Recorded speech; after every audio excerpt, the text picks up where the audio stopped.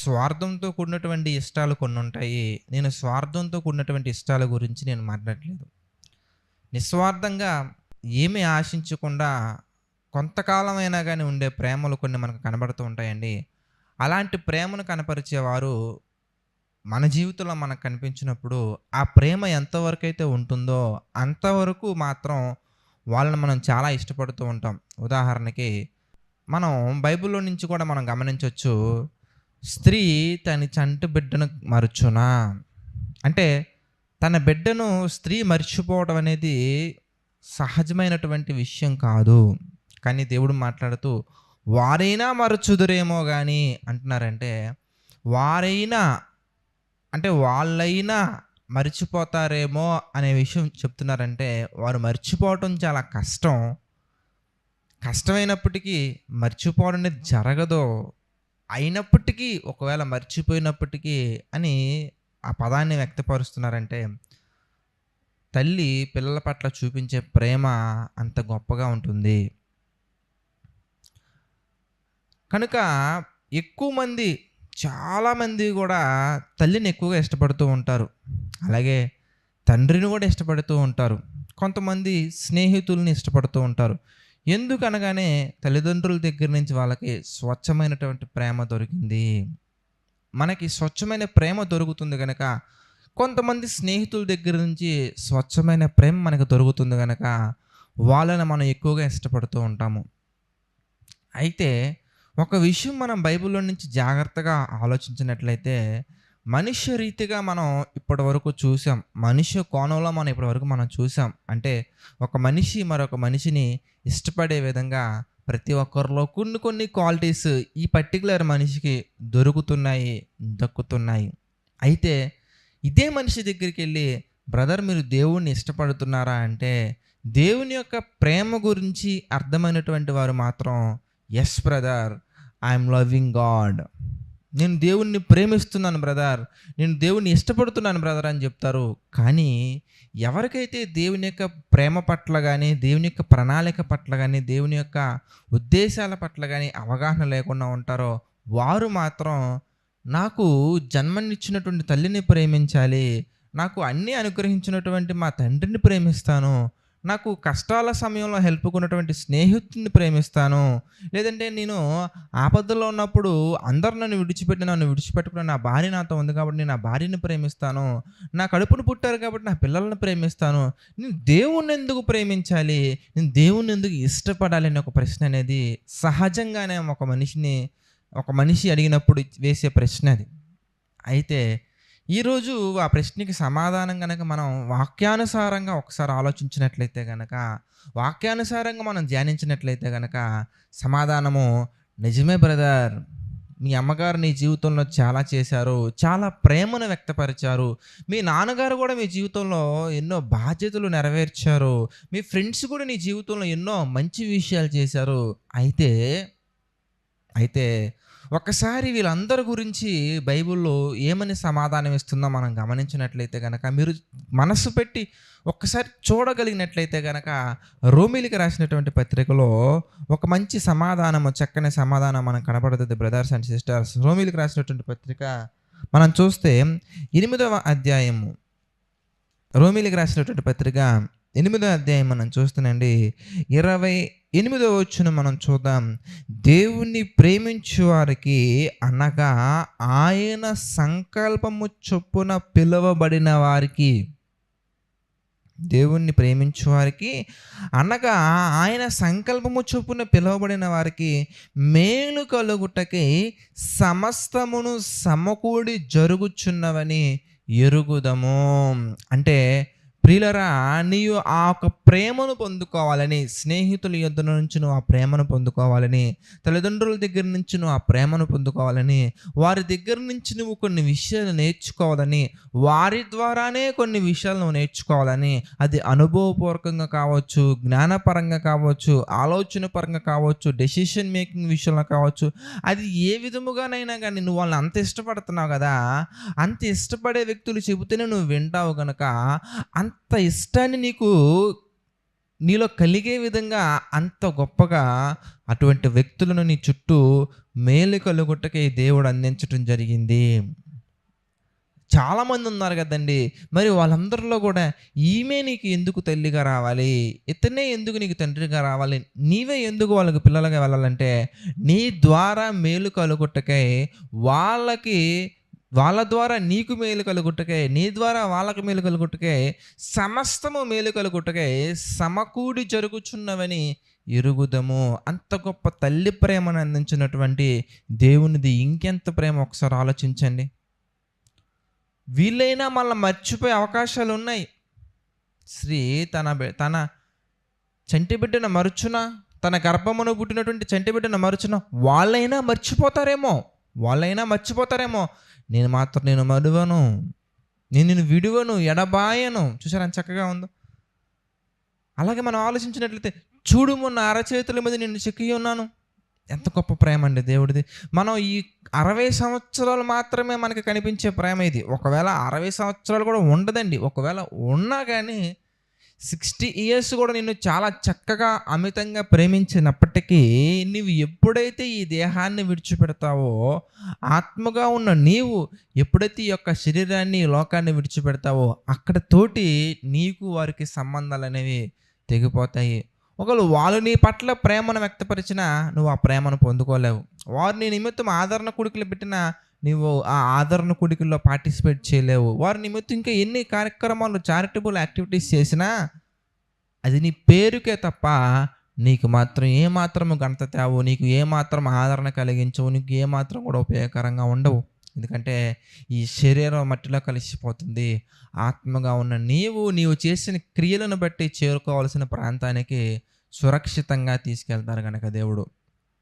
కనుక ప్రియులారా, మనం దేవుణ్ణి ఎందుకు ఇష్టపడాలి అనగానే ఒక విషయం మనం జాగ్రత్తగా ఆలోచించినట్లయితే, ప్రియులారా, మనం ఏదైతే ప్రేమిస్తున్నామో, మనం ఏదైతే ఇష్టపడుతున్నామో, ఆ ఇష్టపడే ప్రతి ఒక్కరు కూడా దేవుడు సమకూడి జరిగించితేనే మన జీవితంలో కలుగుతుంది. నీవు బాగా ఇష్టపడే ఫ్రూట్స్ నీకు ఇష్టమని దేవుడు ప్రకృతిలో నీవు భూమి మీదకి రాకమునుపే ఉంచటం జరిగింది. ఇర్మియా గ్రంథం 1వ అధ్యాయం మనం గమనించినట్లయితే, నీవు గర్భమున పడక మునుపే, నువ్వు బాల్యముగా ఉన్నప్పుడే, నీవు గర్భమున పడక మునుపే నేను నిన్ను ఎరిగితిని, నీవు గర్భములో ఉన్నప్పుడే నేను నిన్ను ఎరిగితిని.